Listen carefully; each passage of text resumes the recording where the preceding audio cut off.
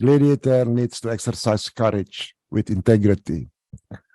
Given the political environment prevailing worldwide, we know this combination of courage with integrity to be a rare currency. So this is a challenge that we bring tonight to this program of Gladiator Bangsa participants, and why we invite the presence of very prominent and inspiring individuals such as our special guest this evening. So now I will ask Mari to introduce our guests and begin the program. The floor is yours, Mari. Thank you, Prof. Richard. Your Excellency, thank you for joining us. Ibu dan Bapak, it is my great pleasure to introduce Her Excellency Lyudmila Vorobieva, Ambassador of the Russian Federation to the Republic of Indonesia. Please allow me to address Her Excellency as Ibu Lyudmila, one of the 10 lady ambassadors in 100 years since the history of the Soviet Union up to the present time. The first being 1922, if I'm not mistaken. Yeah. So during the last 5 years, Indonesians, all of us, have witnessed Ibu Lyudmila's skillful diplomacy during a period of significant geopolitical tension internationally. Perhaps, as Richard mentioned earlier, not surprisingly, Ibu Lyudmila is one of the most, if not the most, interviewed ambassadors and sought after public lecturers in Indonesia, evident throughout the country's universities and across our Nusantara.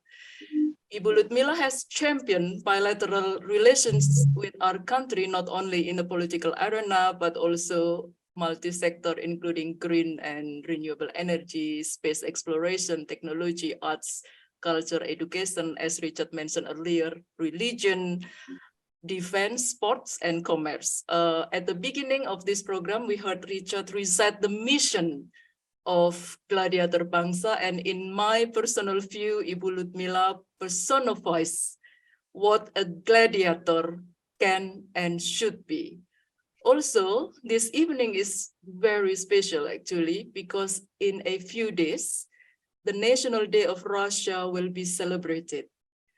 Borrowing Richard's musical term, crescendo, I will begin this interview with several questions that I believe are light yet meaningful.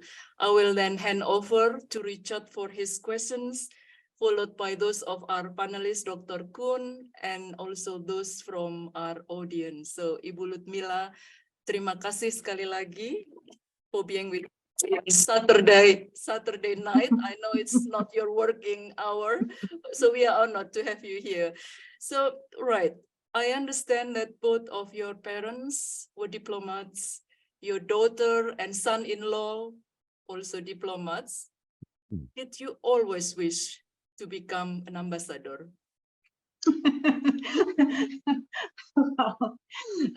Thank you, first of all, thank you so much, Ibu Mari, Bapak Richard, for inviting me to this program. Indeed, I'm very honored.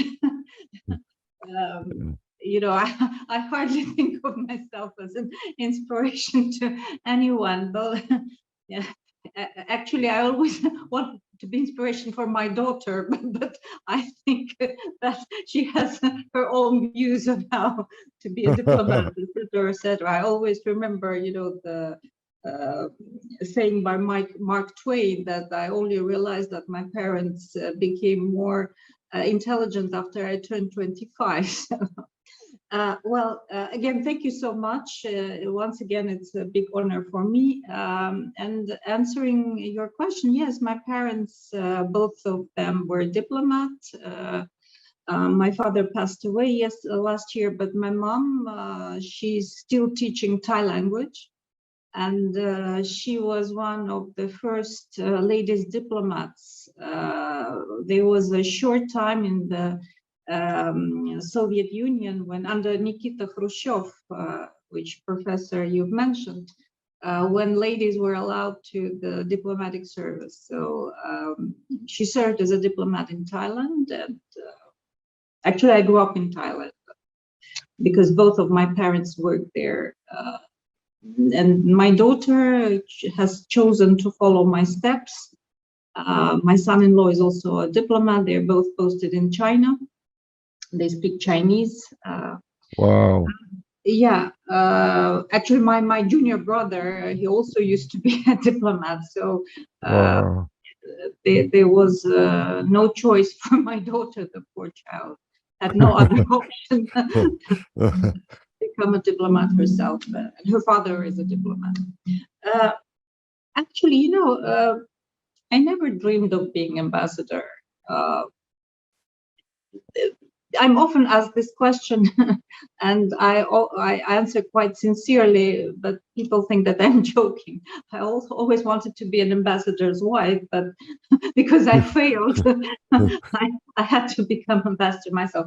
But talking seriously, actually, you know, in the Soviet Union, women were not admitted to the foreign service, with a rare exception. As Ibu Mari mentioned, in 100 years, we have only 10 ladies ambassadors, and it's a shame, actually. It's, for such a great country as Russia, of course, we need, and with such a history of strong ladies, if you look at history, we had so many tsarinas or queens who were ladies and very strong personalities who won wars, and you know,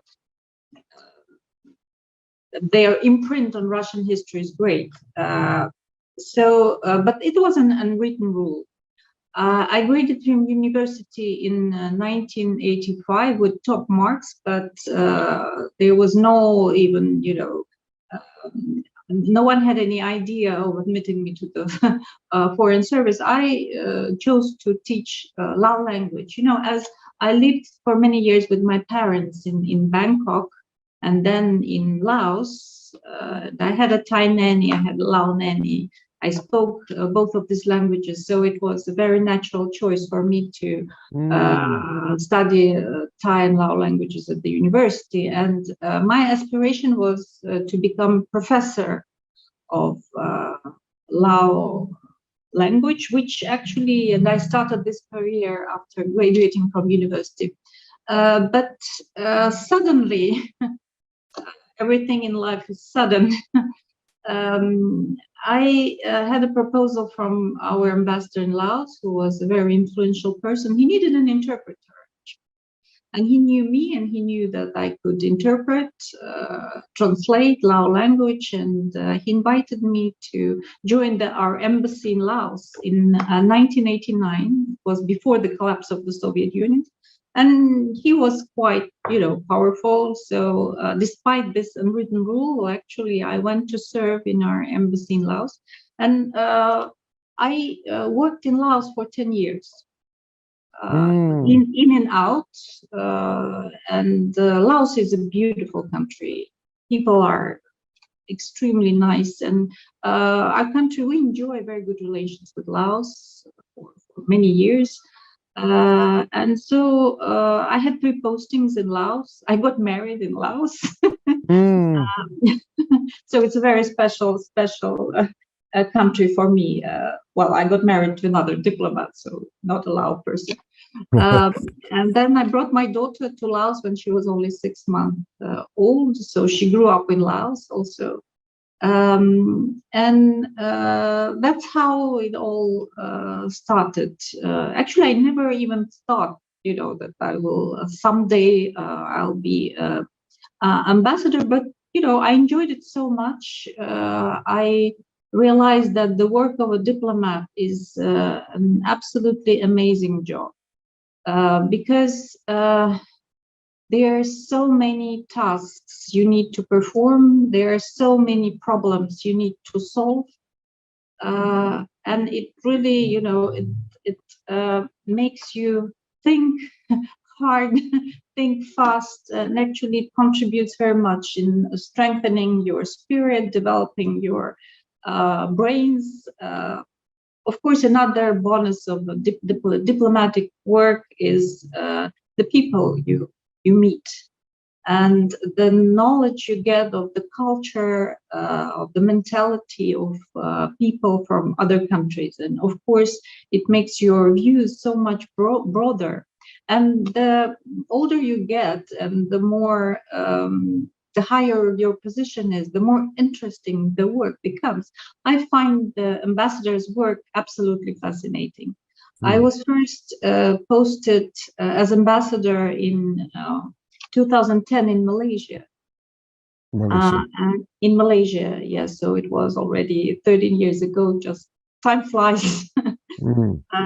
And of course, at first it was, you know, I was overwhelmed by the responsibility. Of course, it's the responsibility is very big, but the range of problems that you have to solve, you know, the knowledge that you have to acquire, that is something unique. I think I cannot compare it to quantum physics, of course, but in humanitarian field of work, I think diplomatic work is one of the most difficult and one of the most exciting and one of the most rewarding. Answering again Ibu Mari's question, no, I never dreamed of being ambassador, but it happened. So, you know, I just did what I could, and it brought me where I am.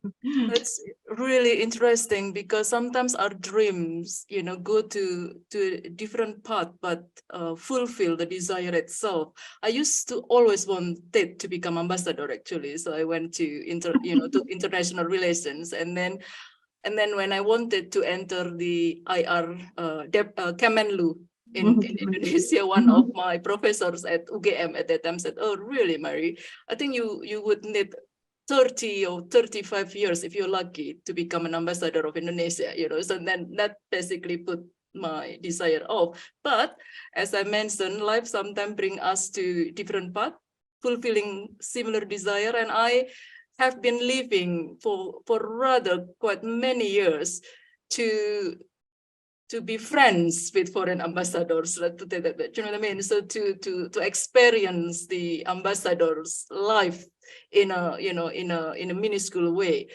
But on a lighter note, my husband said to me once that, "Oh, really? You wanted to become ambassador, but it's really hard and challenging because you have to smile and be nice to people who are not nice to you." So that was what my husband told me. But on a serious note, given your exposure and life and posting in Southeast Asia, you mentioned about Laos, Thailand, and Malaysia, and now, of course, in the past 5 years in Indonesia. What aspect of Indonesia's culture do you believe can have the greatest positive effect on Indonesia's future? And how can it be cultivated further in your views?